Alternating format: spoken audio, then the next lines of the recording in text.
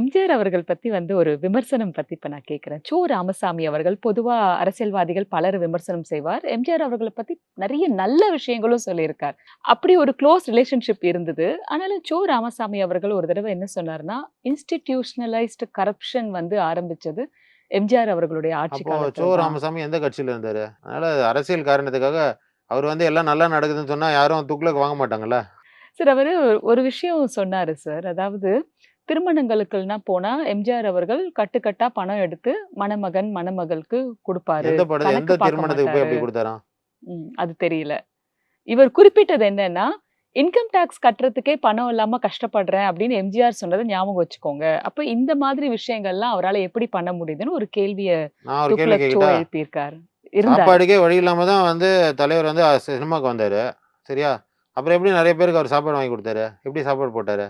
ஏதாவது ரிலவன்ஸ் இருக்கா? Income tax கட்ட முடியாது ஒரு காலம். அது எந்த அந் பீரியட் சார் இந்த சொல்லுங்க? உலகம் சுற்றும் வாலிபன் படத்து அந்த டைம்ல சமயத்துல தான் ரொம்ப இருந்திருக்கும். கஷ்டம். அதுக்கப்புறம் கேஸ் ஏதாவது நடந்திருக்கும். அந்த டைம்ல அவர்ட்ட பணம் இருந்திருக்காது. எல்லார்ட்டயுமே எப்பவும் பார்த்தாலும் பணம் இருக்கணும்னு கிடையாதுல்ல. இருக்கும்போது குடுத்தாரு. இல்லாதபோது கடன் வாங்கி குடுத்தாரு. இல்ல ப்ராப்பர்ட்டிய வித்து குடுத்திருப்பாரு.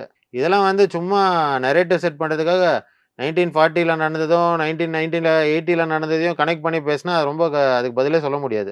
அவங்களோட அறியாமைய தான் காமிக்குது. நான் நெறைய பேர் என்கிட்ட சொல்லியிருக்காங்க. இப்படி சொன்னாரு, அப்படி சொன்னாரு தலைவர பத்தின்லாம். என்னைக்காவது தலைவர் பத்தி தப்பா சொல்லியிருக்காரா? வோட விமர்சனமோ, இல்ல வேற யாராவது அவர கிரிட்டிசைஸ் பண்ணும்போது, அத பாசிட்டிவா எடுத்து எப்படி கரெக்ட் பண்ணணும்னு நெனச்சிருப்பாரு. இல்லன்னா, என்ன உண்மைன்னு நம்மளுக்கு தெரியும். நம்ம எதுக்கு அவங்க கிட்ட போய் எக்ஸ்ப்ளைன் பண்ணிட்டு இருக்கணும்னு நெனச்சு விட்டுருப்பாரு. அவ்வளோதான்.